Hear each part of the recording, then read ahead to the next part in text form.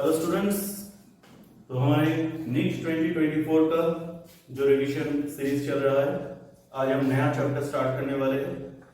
ये बहुत ही important chapter है, आपको पता है 4 to 5 क्वेश्चंस डायरेक्टली और इनडायरेक्टली पूछे जाते हैं Newton's laws of motion and friction से। यहाँ पर हम जानबूझकर सर्कुलर मोशन को अलग रखा पार्टिकल डायनामिक्स से, क्योंकि सर्कुलर मोशन और वर्क पावर एनर्जी का वर्टिकल सर्कुलर मोशन एक साथ लेकर हम एक पेपर करेंगे।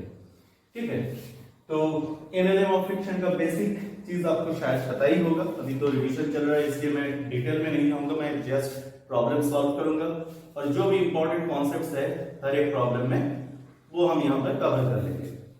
तो आज लॉज ऑफ मोशन का जो सीरीज है 3 सीरीज में कंप्लीट होगा, तो इसका आज पहला सीरीज है। आज हम लगभग 15 प्रॉब्लम करने वाले हैं। तो प्रॉब्लम शीट आपको डिस्क्रिप्शन बॉक्स में मिल जाएगा, इसको डाउनलोड कीजिए और फॉलो कीजिए हम कैसे सॉल्व करते हैं। ज्यादा से ज्यादातर जो प्रॉब्लम्स है वो हम शॉर्टकट से ही करेंगे और कुछ प्रॉब्लम जो डायरेक्टली शॉर्टकट के फॉर्मूला से नहीं होगा वो हम थोड़ा सा डिराइव कर लेंगे और आगे बढ़ेंगे। तो let's start without wasting any time. Solution 1।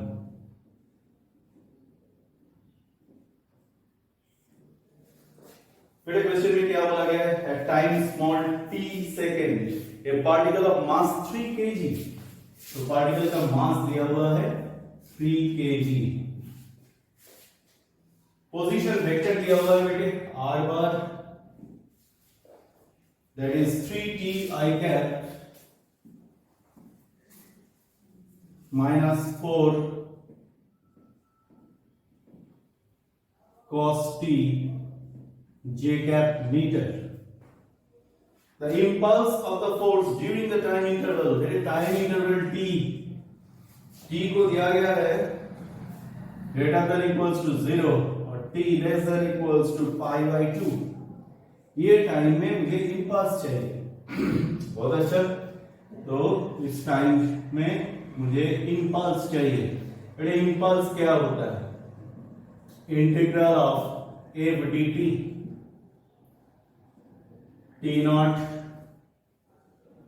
To t initial to t final, ये इंपल्स का डायरेक्ट फॉर्म है। तो हमें f चाहिए। f के लिए यहां पर कुछ दिया नहीं हुआ है, लेकिन पोजीशन वेक्टर दिया हुआ है, तो इससे हम क्या कर सकते हैं? एक्सीलरेशन निकाल सकते हैं बेटे। तो t initial to t final, force मतलब मास इनटू एक्सीलरेशन dt। तो अभी एक्सीलरेशन निकाल लेते हैं। तो ये r बार है 3t I cap minus 4 cos t j cap. तो बेटे dr dt, तो यहां पर आएगा 3i कैप माइनस 4। हाँ बेटे, कॉस का differentiation minus sign,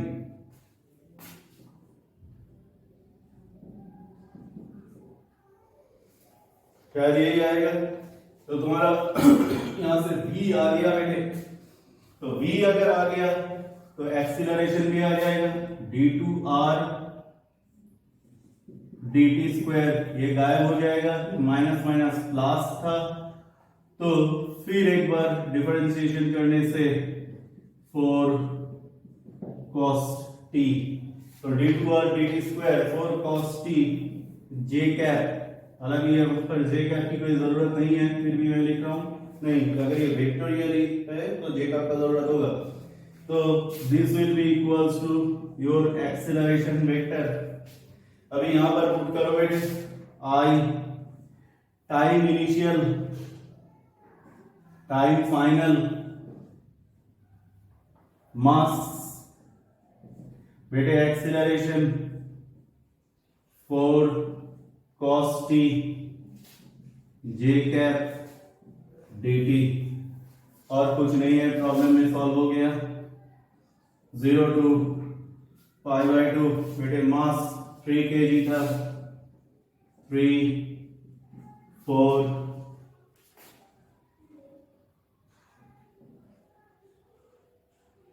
cos t j cap dt। अभी यहां पर अगर हम देखेंगे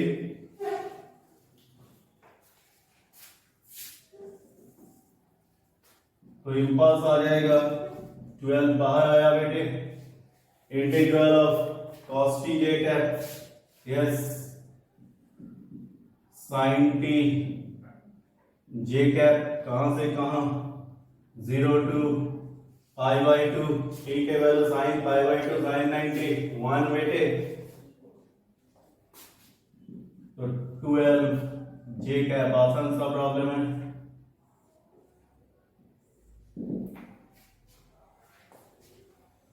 ये यूनिट होगा न्यूटन सेकंड में, तो तुम्हारा पहला ऑप्शन मैच कर रहा है, कॉपी करो बेटे।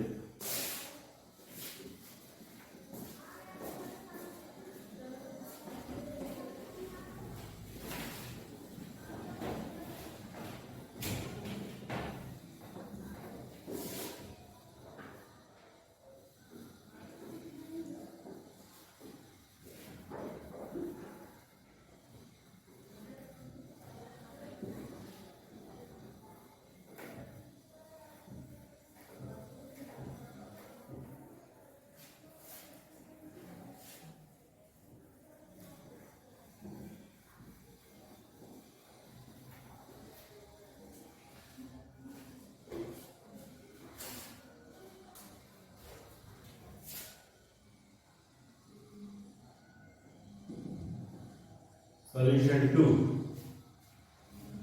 A uniform rope of length small l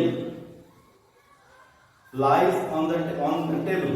If the coefficient of friction is mu, then the maximum length L1 of the part of this rope which can overhang from the edge of the table, बहुत ही common problem है, ये सबको पता होना ही चाहिए, ये बहुत ही common problem.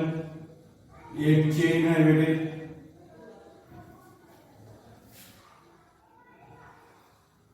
length L lies on the table with the coefficient of friction mu, then the maximum length L1, तो बेटे ये है L1 मैक्सिमम लेंथ, तो टोटल लेंथ अगर L है तो अभी रेस्ट लेंथ जो टेबल के ऊपर है वो क्या होगा L माइनस L1। तो अभी यहां पर ये चेन अभी स्लाइड नहीं करेगा, इसके मतलब ये लिमिटिंग फ्रिक्शन में है, ये मैक्सिमम लेंथ के लिए, तो मैं शॉर्टकट ट्रिक्स यूज नहीं कर रहा हूं, नॉर्मल मेथड नहीं कर रहा हूं। तो मास पर यूनिट लेंथ, सोचो लेंथ, तो मास of the hanging part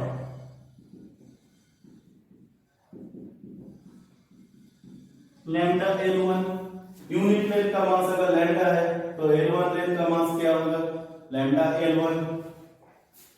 mass of the rest part, ये रेस्ट पार्ट मतलब ये वाला पार्ट जो टेबल के ऊपर है, तो ये है lambda into L minus L1। अभी इसका सेंटर ऑफ मास से इसका वेट ऐड करेगा, मास कितना है हैंगिंग पार्ट का लैम्डा L1, तो वेट कितना होगा इतना।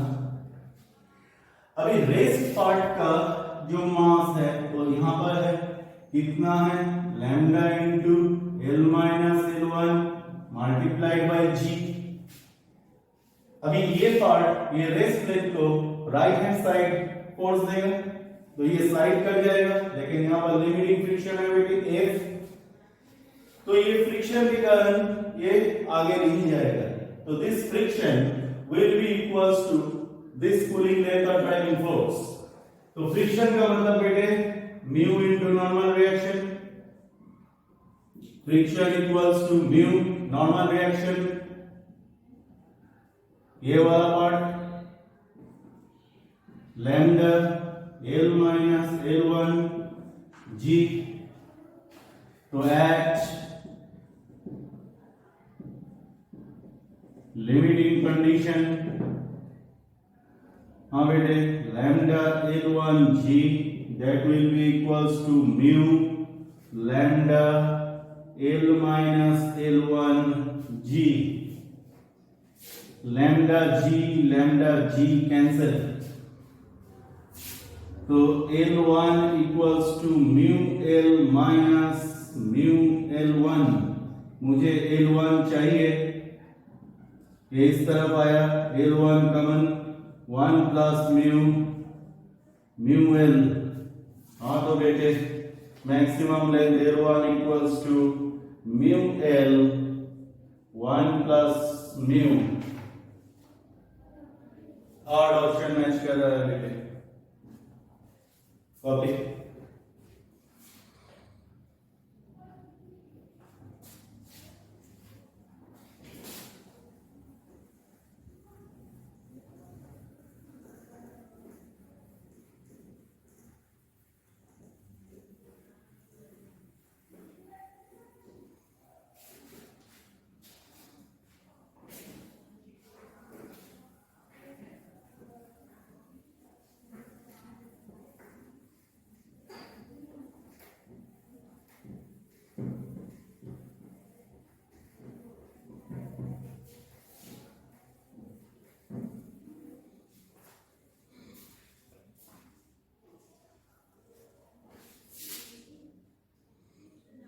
Third problem.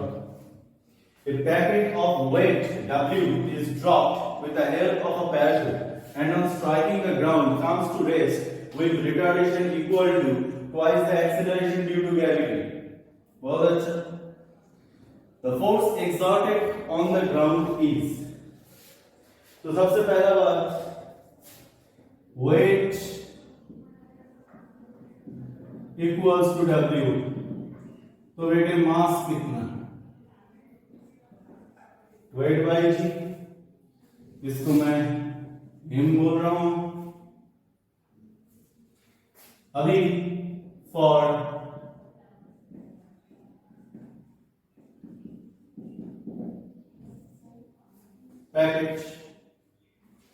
पैकेट के ऊपर क्या फोर्स लग रहा है, बेटे रेजिस्टिव फोर्स F माइनस इसका वेट, फिर भी ये क्या चल रहा है, that will be equals to mass into acceleration। तो बेटे मास का मतलब W by G into acceleration।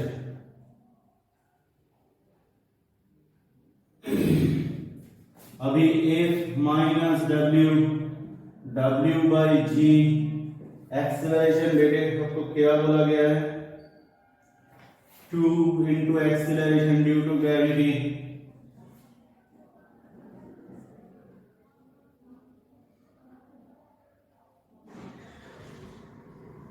G 2W plus W means 3W।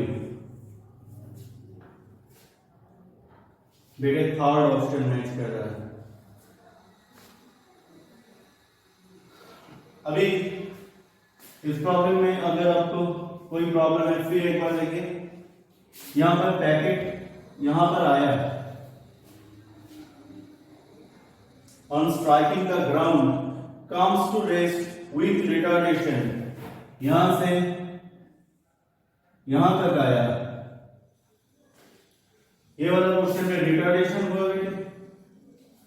क्यों रिटार्डेशन हुआ, क्योंकि ये नीचे की तरफ आ रहा है विथ फोर्स W, इसका सेल्फ वेट, और ये ग्राउंड उसको रेजिस्टिंग फोर्स दे रहा है F, फिर भी ये नीचे आ रहा है, तो मतलब रिटार्डेशन। तो यहां पर देखो, comes with retardation equal to twice the acceleration due to gravity, the force exerted on the ground is, तो रिटार्डेशन का मतलब जिस डायरेक्शन में वेलोसिटी उसके ऑपोजिट डायरेक्शन में एक्सीलरेशन होना चाहिए, तो बॉडी के ऊपर यहां पर दिखाने से बेटर होगा। तो ग्राउंड इस डायरेक्शन में फोर्स दिया, वेट नीचे की तरफ, तो रिटार्डेशन नेट फोर्स ऊपर की तरफ कितना, F minus W, so this is net force that will be equals to mass into acceleration, वही लिखा। तो चलो नेक्स्ट प्रॉब्लम की तरफ बढ़ते हैं।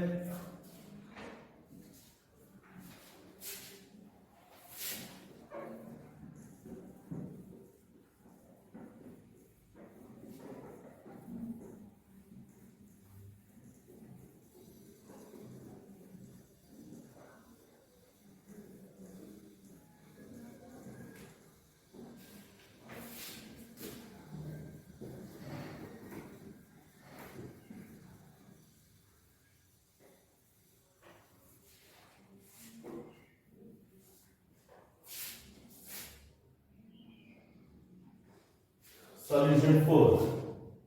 Two blocks of mass 1 kg and 2 kg are hanged from a light pulley and resting on a horizontal surface. बहुत अच्छा।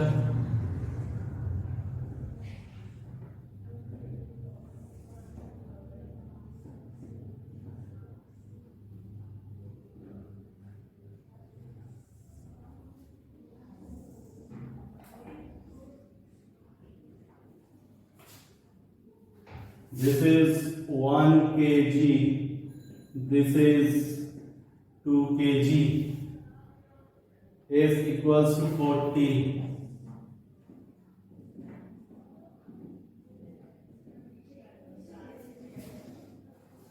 ये ग्राउंड के ऊपर है बेटे। अभी क्या बोला गया है?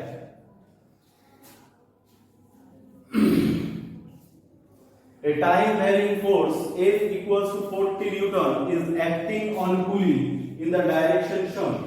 Find time after which block will break off the surface.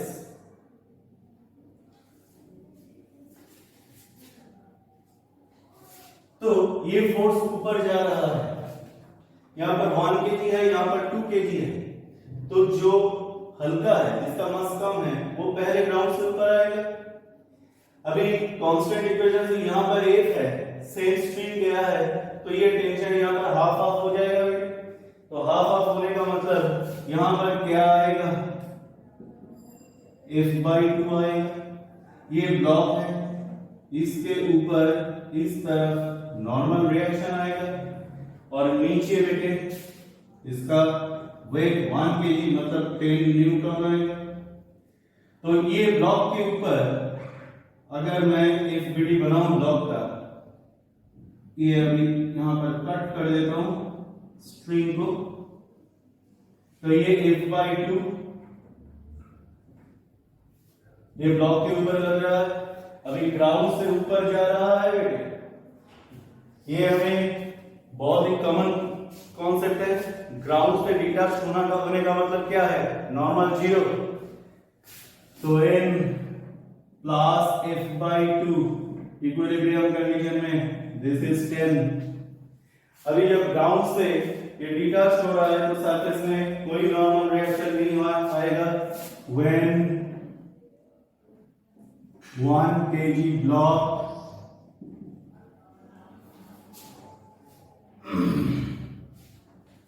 break off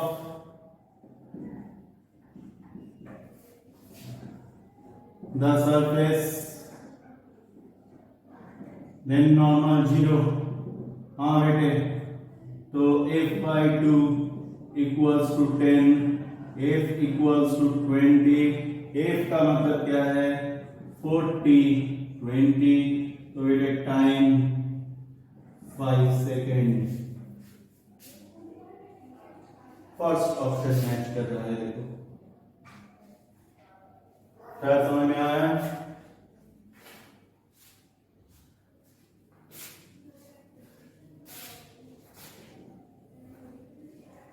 next problem की तरफ बढ़ते हैं।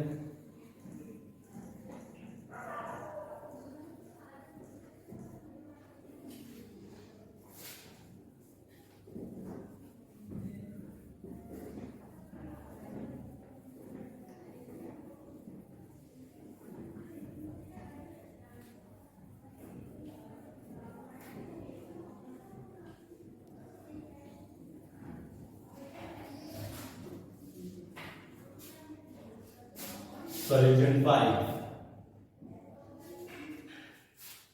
A uniform sphere of weight W and radius 3 meter is being held by a string of length 2 meter and attached to a frictionless wall as shown in the figure, the tension in the string will be.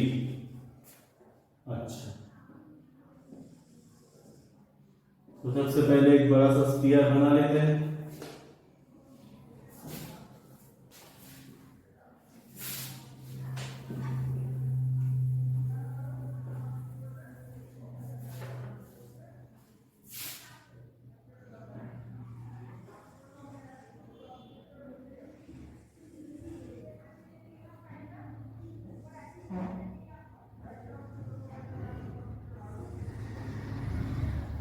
ये हमारा wall है,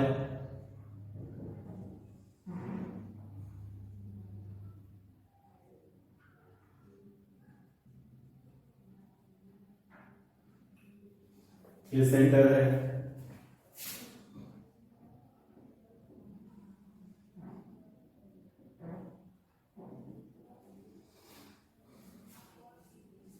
uniform sphere of weight W, weight W and radius 3 meter, यहां से यहां तक 3 meter is being held by a string of length 2 meter, यहां से यहां तक 2 meter attached to a frictionless wall as shown in the figure, the tension in the string will be. बहुत सारे प्रोसीजर से हम निकाल सकते हैं। तो सबसे अच्छा काम होगा यहां से एक परपेंडिकुलर ड्रॉ कर लो बेटे। यहां से परपेंडिकुलर ड्रॉ करने से ये हमारा रेडियस आ जाएगा 3 मीटर और ये मेरा हाइपोटेन्यूज है बेटे। तो हाइपोटेन्यूज क्या होगा, टोटल लेंथ 5 मीटर, ये होगा 5 मीटर। तो इनवेरिएबली ये क्या होगा 4 metre. Root over 5 square minus 3 square, तो ये 4 मीटर होगा। तो बेटे यहां से हम थीटा निकाल सकते हैं, ये है थीटा। अभी ये 3 मीटर है, स्ट्रिंग टेंशन अगर T है तो T को हम अलग से देखेंगे। ये T इधर लिखा, ये T का 2 कंपोनेंट है बेटे और एक नीचे की तरफ है वेट। अगर ये एंगल थीटा है तो वर्टिकल के साथ ये T, ये भी थीटा है, तो वर्टिकल एंगल बेटे थीटा, ये T है ये थीटा है, तो ये बेटे T cos थीटा है, नीचे है W। तो हम यहां से कह सकते हैं यहां पर T sin थीटा आएगा, जो वॉल पे नॉर्मल के साथ बैलेंस होगा, मुझे चाहिए नहीं, तो डायरेक्टली लिख सकता हूं मैं T cos theta equals to W। अभी ये ट्रायंगल से cos थीटा मतलब 4/5, तो T multiplied by 4/5 equals to W 5/4 W।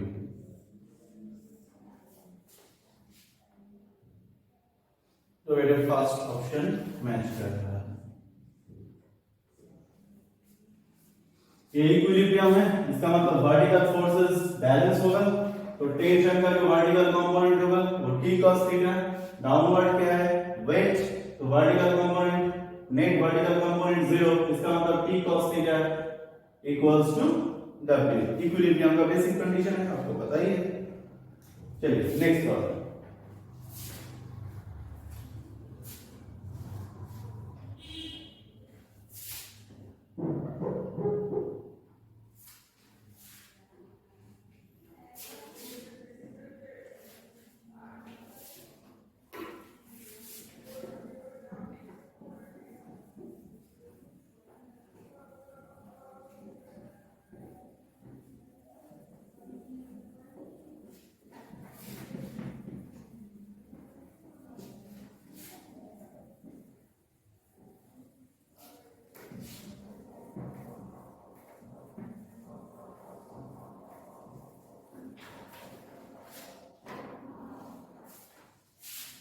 कि block A kept on an inclined surface.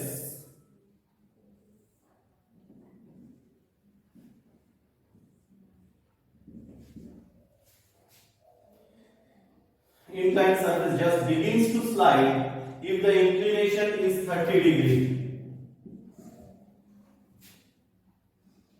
The block is replaced by another block B, and it is found that it just begins to slide if the inclination is 40 degree. तो मास का बात क्या है?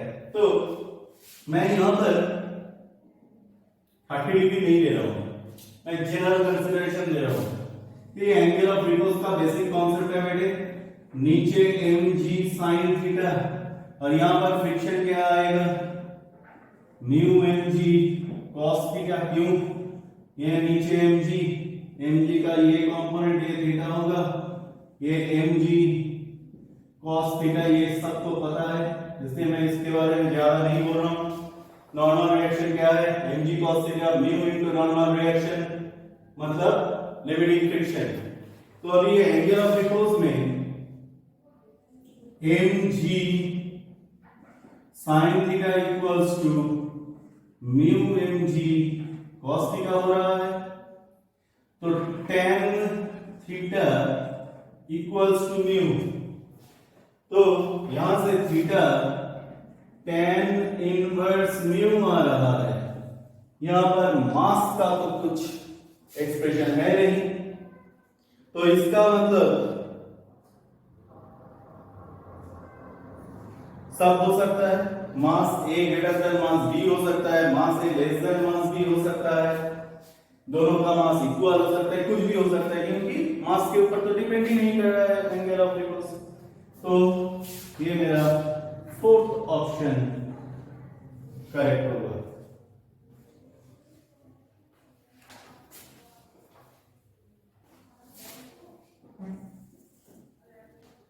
Solution 7। फिर एक figure दिया हुआ है, फिगर देखोगे तो साथ साथ इसको ड्रॉ कर लेना, तुरंत ड्रॉ करने से ये फील आ जाएगा प्रॉब्लम का।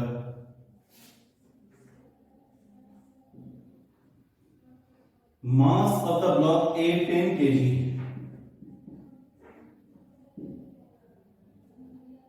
Coefficient of static and kinetic friction is mu कहां जा रहा है 0.2। Then the mass of block B to start the motion, mass of block B to start the motion, इसका मतलब यहां पर जो A ब्लॉक है नीचे 100 न्यूटन, तो ऊपर नॉर्मल रिएक्शन क्या लगेगा 100 न्यूटन, तो यहां पर फ्रिक्शन क्या लगेगा म्यू इंटू 100।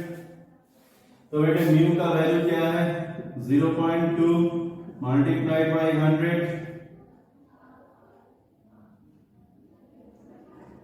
20 न्यूटन आ रहा है। यहां पर B का मास अगर mb है, B का मास अगर mb है तो नीचे क्या होगा mbg, यहां पर टेंशन अभी भी एक्सीलरेशन स्टार्ट नहीं हुआ, इसका मतलब T equals to mbg, same string same tension, यहां पर आएगा T, तो T का वैल्यू क्या है mbg, T का वैल्यू क्या है mbg।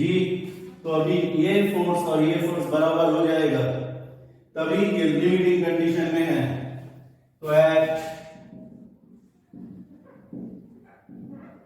Limiting condition mbg equals to 20 newton, mb into 10 20 newton लिखने की जरूरत नहीं है, तो mb will be equals to 2 kg। मेरे फर्स्ट ऑप्शन मैच कर रहा है। चलो आगे की तरफ बढ़ते हैं।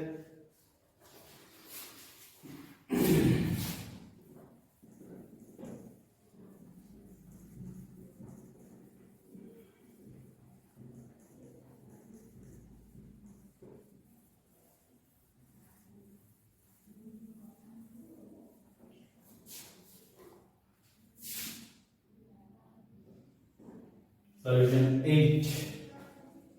Consider the situation shown in the figure. The wall is smooth, but the surfaces of blocks A and B in contact are rough. The friction on B due to A in equilibrium. अच्छा, friction का direction पूछा गया है, तो आसान बात है, जिस तरफ ड्राइविंग फोर्स उसके ऑपोजिट फ्रिक्शन फोर्स।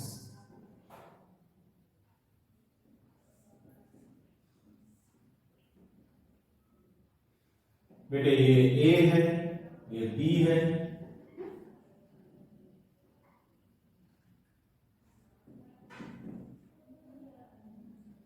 अभी यहां एक फोर्स लग रहा है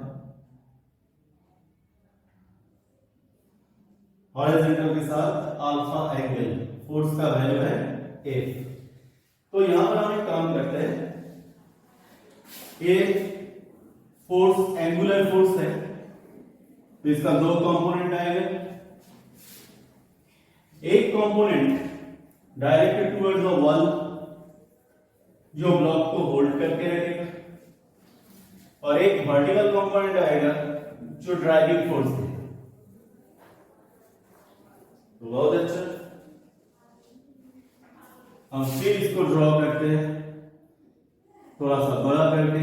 ये मेरा A है, B को मैं थोड़ा सा अलग से ड्रॉ कर रहा हूं, ये B है।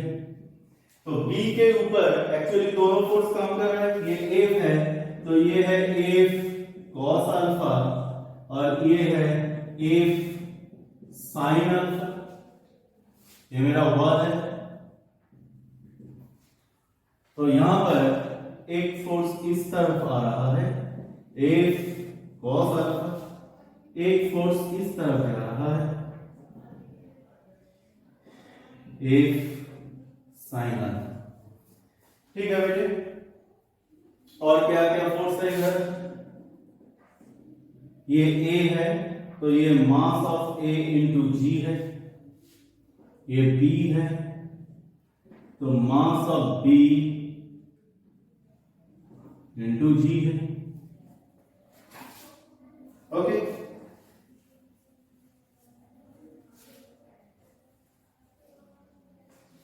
तो अभी ये F फोर्स B के ऊपर लग रहा है, ये A, ये फोर्स इसको थोड़ा सा नॉर्मल रिएक्शन देगा, ये इसको सिमिलर नॉर्मल रिएक्शन देगा, तो ये ब्लॉक यहां पर आएगा, ये वॉल क्या करेगा, यहां पर एक नॉर्मल रिएक्शन देगा, वॉल के रिस्पेक्ट में ये वाला नीचे की तरफ जाएगा, इसका स्लाइडिंग टेंडेंसी डाउनवर्ड, तो फ्रिक्शन यहां पर अपवर्ड आएगा Fa। अभी यहां पर ये सिचुएशन में ये दोनों ब्लॉक, ये मुझे पूछा नहीं गया, मैं ऐसे ही लिखा, तो अभी ये ब्लॉक के ऊपर, बी ब्लॉक के ऊपर F sin अल्फा ऊपर की तरफ आ रहा है, तो इसका स्लाइडिंग टेंडेंसी इस सरफेस से ऊपर की तरफ जा रहा है क्योंकि ये ड्राइविंग फोर्स है, तो ये सरफेस रिलेटिव मोशन के ऑपोजिट डायरेक्शन में फ्रिक्शन देगा, तो यहां पर आएगा फ्रिक्शन Fa ऑन B। तो अभी ऑप्शन चेक करते हैं, इज डाउनवर्ड्स, तो हमारा सेकंड ऑप्शन आएगा friction A on B downward.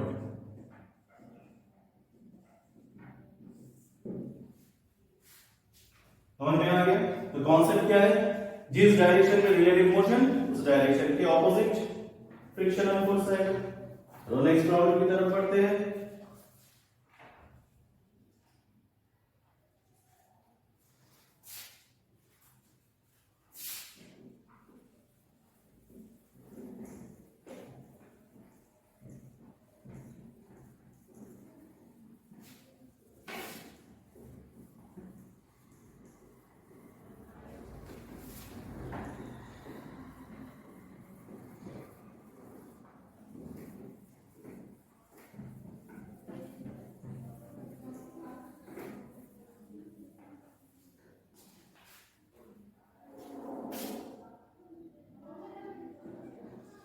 Solution 9. Two blocks A and B are placed one over the other on a smooth horizontal surface. The maximum horizontal force that can be applied on the lower block A so that A and B move without separation is 49 Newton. The coefficient of friction between A and B. Stacked body का problem है, बहुत ही important concept है।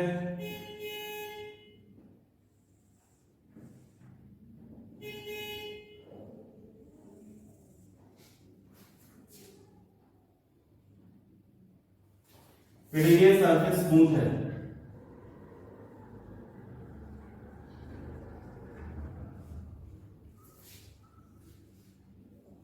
नीचे body ए है, ऊपर का body है B. ये है 3 kg और ये है 7 kg। Maximum horizontal force F equals to 49 Newton. ये फोर्स देने से ये दोनों ही एक साथ चलेगा।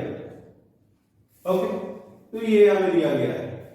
तो अभी ज्यादा कुछ प्रॉब्लम नहीं है, तो हम दोनों का एक्सीलरेशन अगर सेम है, दोनों का मास दिया हुआ है, टोटल फोर्स गिवन है, तो हम सिस्टम का एक्सीलरेशन निकाल सकते हैं। सिस्टम का एक्सीलरेशन मतलब फोर्स बाय टोटल मास।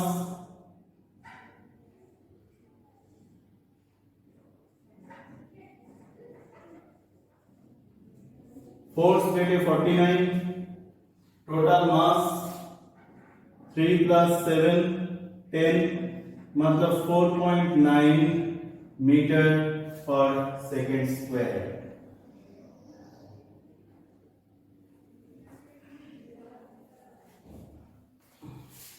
अभी ये बी बॉडी का फ्री बॉडी डायग्राम देखते हैं। तो ये बी बॉडी क्या कर रहा है? बी बॉडी ये 3 kg है बेटे, ये आगे की तरफ जा रहा है, कितना एक्सीलरेशन से? दोनों एक साथ जा रहा है, मतलब बी बॉडी को अलग से देखेंगे तो बी बॉडी का एक्सीलरेशन 4.9।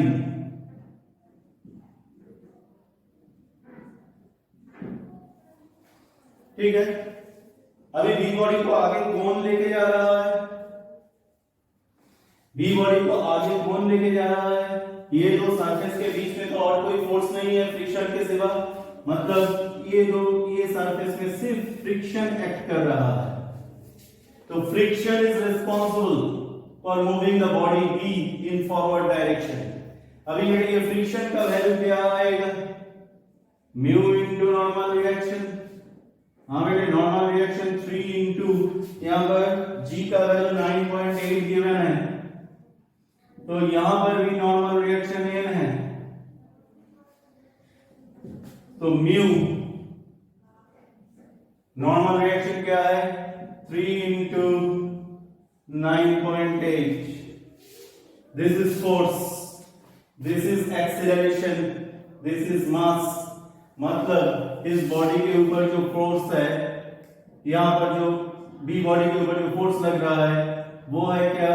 3 इनटू एक्सीलरेशन, मास इनटू एक्सीलरेशन। लेकिन कौन सा फोर्स उसको आगे लेके जा रहा है? फ्रिक्शन।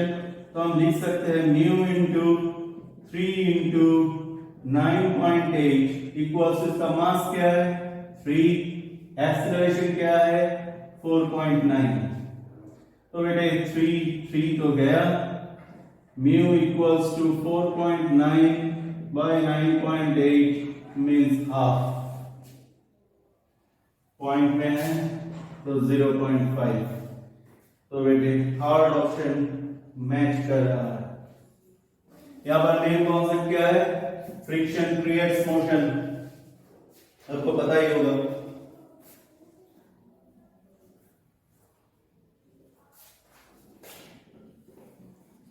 आगे की तरफ बढ़ते हैं।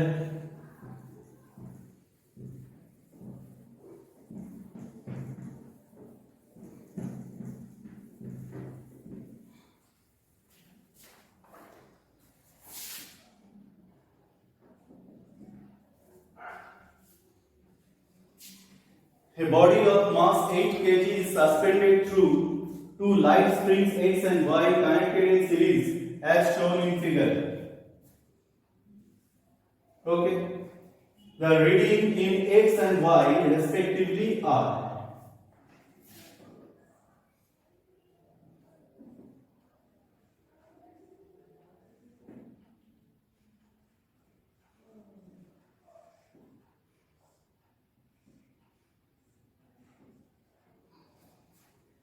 तो बेटे यहां पर एक 8 kg का लोड दिया गया है,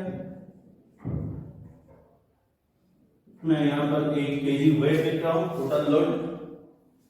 ये x है और ये y है। फिर एक बार पढ़ते हैं। A body of mass 8 kg is suspended through two light springs. Light spring मतलब स्प्रिंग का कोई मास नहीं है।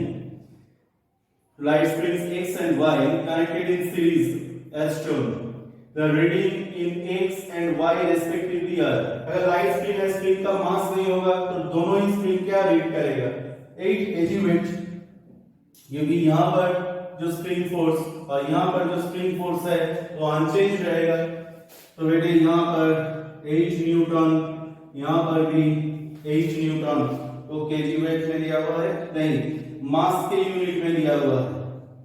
तो मास के यूनिट में दिया हुआ है मतलब ये भी 8 kg वेट, ये भी 8 kg वेट। तो ये kg वेट न्यूटन के यूनिट में है और आंसर है 8 kg। 8 kg फोर्थ ऑप्शन देखिए, तो दोनों ही स्प्रिंग सेम रीड करेगा। ये मास के यूनिट में रीडिंग दिया गया है, कंफ्यूज मत रहिए। Problem 11।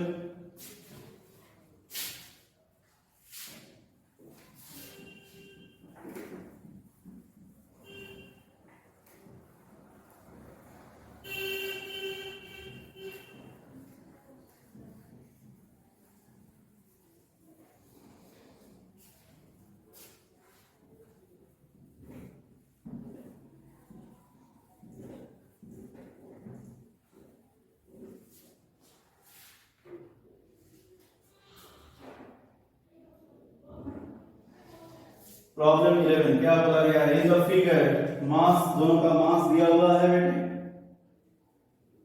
For what maximum value of force F A starts slipping over B। वही स्टैक बॉडी का प्रॉब्लम है।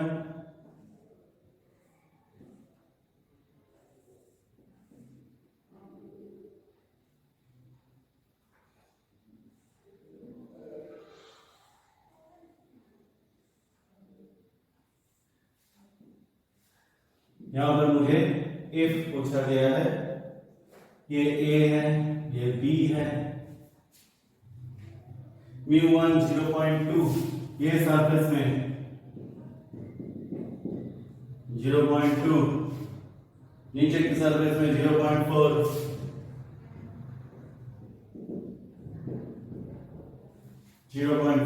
ये है। तो ठीक है, फ्री बॉडी डायग्राम बना लेते हैं। ए बॉडी, ये हमारा ए बॉडी है। ए बॉडी का मास कितना है? 2 kg। ए बॉडी का मास है 2 kg। अभी ए बी के ऊपर स्लिप करेगा मतलब दोनों का एक्सीलरेशन, मैक्सिमम स्टेज जो फोर्स है जिससे दोनों एक साथ चल रहे हैं, दोनों का एक्सीलरेशन सेम है, वो क्रॉस कर जाएगा। तो देखिए ए आगे मैक्सिमम कितना फोर्स से ए आगे जा सकता है, इसका ऊपर मैक्सिमम जो स्टैटिक फ्रिक्शन लगेगा। इसका ऊपर मैक्सिमम फ्रिक्शन क्या है? Mu into normal reaction. हाँ बेटे, इस सरफेस में म्यू क्या है? 0.2। इस सरफेस में नीचे की तरफ 20, तो नॉर्मल रिएक्शन बेटे 20 न्यूटन। क्यों 20? 2 into 10, तो ये n की जगह मैं क्या लिखूं?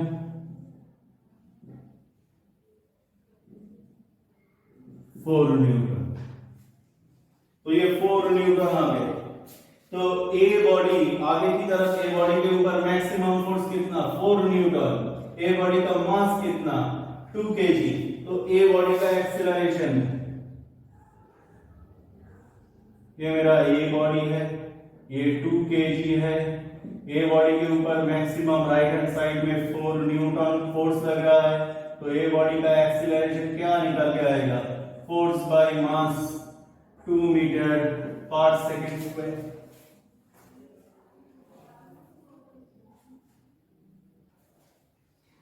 अभी ये ए बॉडी से एक काम करो, 0.2 into 24 न्यूटन। अभी ये बी बॉडी को देखते हैं, ये हमारा बी बॉडी है। बी बॉडी के ऊपर इस फ्रिक्शन का रिएक्शन फोर्स आएगा रिवर्स डायरेक्शन में, तो यहां पर तो 4 न्यूटन आ ही गया। इस डायरेक्शन में मुझे फोर्स चाहिए। ये मेरा बी बॉडी है, बी बॉडी का मास 4 kg है, 4 kg है। अभी एकदम एक्सट्रीम कंडीशन में ये भी सामने 2 मीटर पर सेकंड स्क्वायर में चल रहा है, लिमिटिंग कंडीशन। थोड़ा सा फोर्स बढ़ा दूंगा तो दोनों अलग अलग चलेगा। तो ये है सिचुएशन, लेकिन यहां पर सिचुएशन खत्म नहीं हो रहा है, क्योंकि नीचे की सरफेस में भी फ्रिक्शन है। ये सरफेस में म्यू 0.4 है, तो इस सरफेस में जो फ्रिक्शन है उस फ्रिक्शन का म्यू 0.4 mg, लेकिन यहां पर देखना पड़ेगा, ये दोनों का मास लेना पड़ेगा, टोटल नॉर्मल रिएक्शन। तो दोनों का मास क्या है, 4 + 2 मल्टीप्लाइड बाई g, तो 6, 4 into 6 24 न्यूटन। तो अभी हम इसका इक्वेशन लिखते हैं। बी बॉडी का आगे की तरफ जा रहा है, फोर्स आगे की तरफ कितना, F, पीछे की तरफ total force 4 newton 24 newton, F -4 -24 equals to mass into acceleration. हम बेटे मास कितना 4, एक्सीलरेशन 2, तो F इक्वल्स टू यहां पर 28 और यहां पर 8, 36 Newton. This is the maximum value. Option 2 match कर रहा है। चलो आगे की तरफ बढ़ते हैं।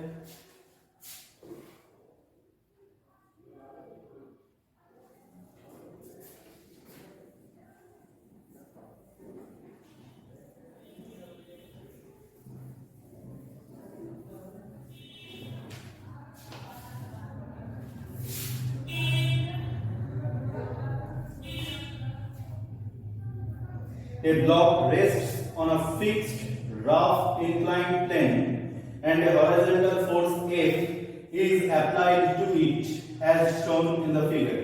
Which of the following statements are correct? Normal reaction, frictional force, value of limiting friction, value of limiting friction. Okay, तो सबसे पहले हम इस ब्लॉक का ट्रायंगुलर ब्लॉक का फ्री बॉडी डायग्राम बना लेते हैं, फिर क्वेश्चन पढ़ते हैं। ये है बेटे, तो इसके ऊपर मैं इस डायरेक्शन में फोर्स दे रहा हूं, इस डायरेक्शन में फोर्स दे रहा हूं F। तो ये F का 2 कंपोनेंट होगा, कौन सा, ये फोर्स का एक कंपोनेंट इस तरफ और एक कंपोनेंट इस तरफ। और क्या है, इसका वेट इस तरफ। अभी देखिए बेटे, ये अगर थीटा है तो ये भी थीटा है, तो ये क्या होगा F cos थीटा, ये क्या होगा F sin थीटा। ये अगर थीटा है तो ये भी थीटा है, तो ये बेटे mg अगर है,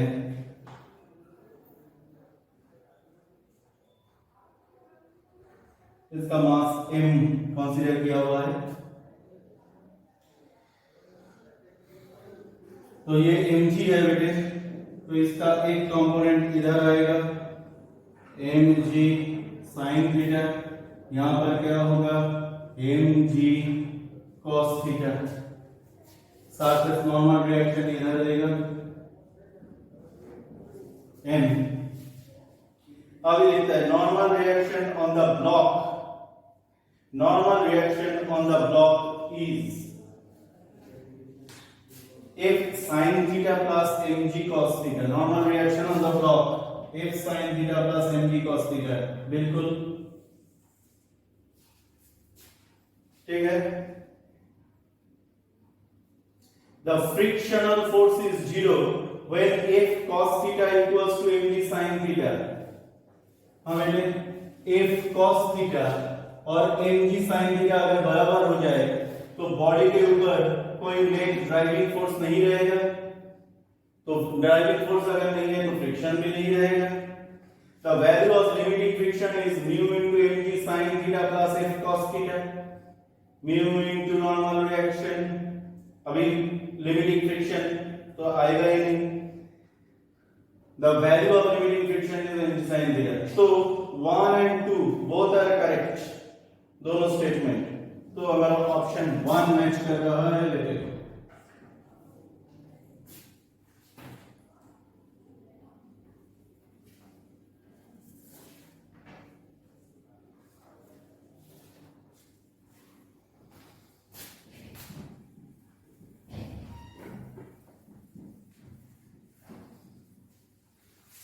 अगर सॉल्यूशन में किसी को कोई प्रॉब्लम है तो प्लीज कमेंट करके बताइए, उसका सॉल्यूशन आपको मिल जाएगा। कोई भी डाउट है तो उस डाउट के ऊपर भी हम क्लास ले सकते हैं, हम डिस्कस कर सकते हैं। ये आपके कोऑपरेशन के ऊपर डिपेंड कर रहा है, आपके साथ कोऑपरेट कर रहे हैं।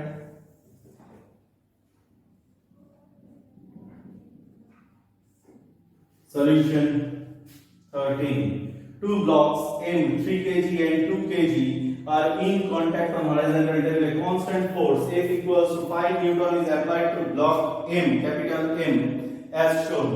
There is a constant frictional force of 2 Newton between the table and the block small m, but no frictional force between the table and first block. बहुत अच्छा। Then the acceleration of two block is, तो इसमें क्या कोई तकलीफ नहीं है हमें। ये बेटे कैपिटल एम है, ये क्या है 3 kg है। इसके ऊपर हमने एक फोर्स लगाया जो है 5 न्यूटन।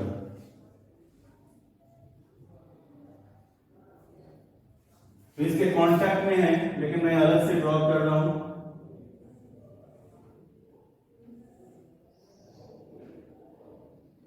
ये स्मॉल m है 2 kg।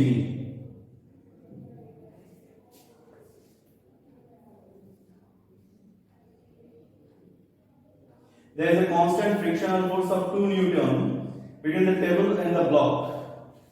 तो यहां पर 2 न्यूटन का एक फोर्स है। नो फ्रिक्शनल फोर्स, ये ब्लॉक के ऊपर कोई फ्रिक्शन नहीं है। Then the acceleration of the two block is, तो नेट फॉरवर्ड डायरेक्शन बहुत आसान है। Net force acceleration equals to F net by m total. Forward direction में कितना फोर्स है 5, बैकवर्ड डायरेक्शन में है 2, तो रिवर्स करिए। टोटल मास हमें एक्सपेक्टेड 3 प्लस 2, तो 3/5।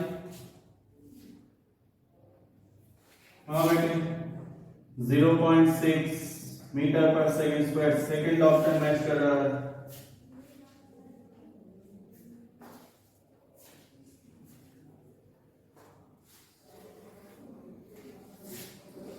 नेक्स्ट प्रॉब्लम,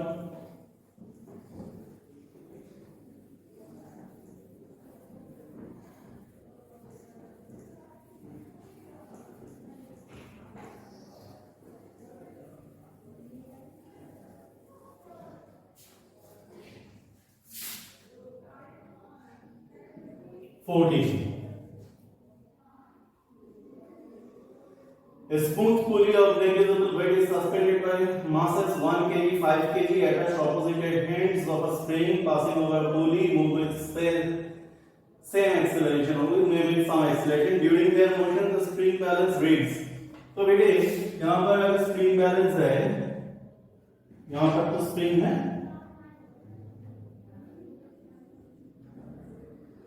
और नीचे पुली है, तो ये है 1 kg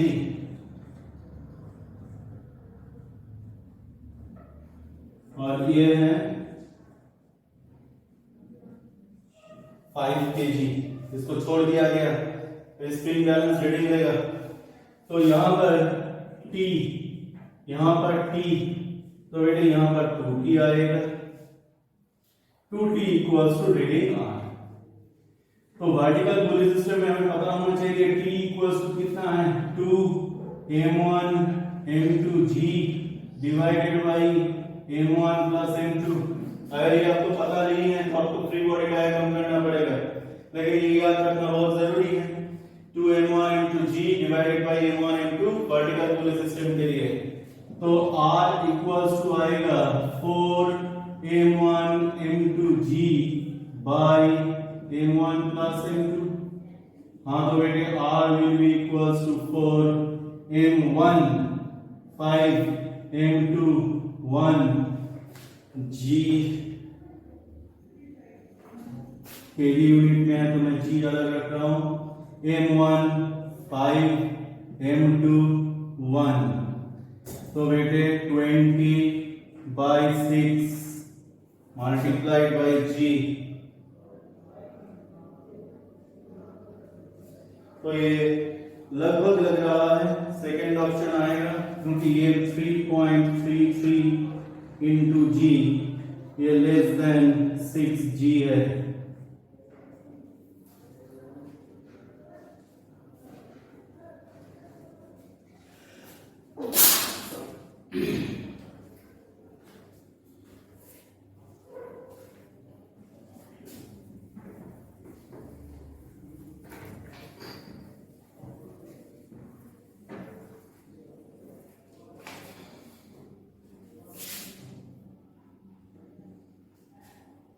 Sorry, 15. If a body of mass m is moving on a rough horizontal surface of coefficient of kinetic friction nu, net electromagnetic force exerted by the surface on the body। अच्छा concept है। ये body है बेटे, तो इसके ऊपर नीचे mg है, ऊपर क्या है, नॉर्मल रिएक्शन। नॉर्मल रिएक्शन का कैरेक्टर क्या है, ये कांटेक्ट फोर्स है। तो कांटेक्ट फोर्स का, नेट कांटेक्ट फोर्स का वर्टिकल कंपोनेंट है नॉर्मल रिएक्शन, और नेट कांटेक्ट फोर्स का हॉरिजॉन्टल कंपोनेंट है फ्रिक्शन। तो यहां पर आएगा फ्रिक्शन, यहां पर नॉर्मल रिएक्शन। तो आपको पूछा गया है net electromagnetic force exerted by the surface of the body, मतलब नेट कांटेक्ट फोर्स पूछा गया है बेटे। तो जो ये S है, नेट कांटेक्ट फोर्स C है, ठीक है। तो दोनों म्यूचुअली परपेंडिकुलर है। तो N का मतलब क्या है, mg। F का मतलब क्या है, म्यू mg, स्मॉल mg।